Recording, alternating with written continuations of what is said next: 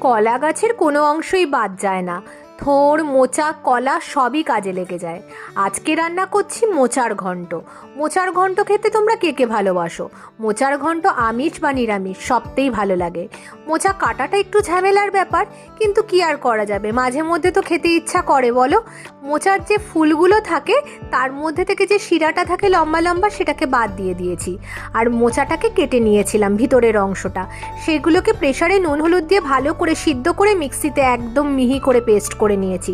কড়াইতে ফোড়নে দিয়েছি গোটা জিরে, তেজপাতা আর শুকনো লঙ্কা। তার মধ্যে বেশ কিছুটা চিংড়ি মাছ ফেলে দিয়েছি।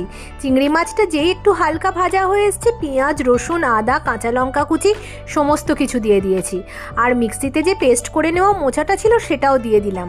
আর দিয়ে দিয়েছি সামান্য একটু জিরে গুঁড়ো। আর উপর থেকে নামানোর সময় ঘি গরম মশলা ভালো করে কষিয়ে নিয়ে নামিয়ে ফেললাম। খেয়ে দেখো কেমন লাগে, ভালো লাগে লাইক ও সাবস্ক্রাইব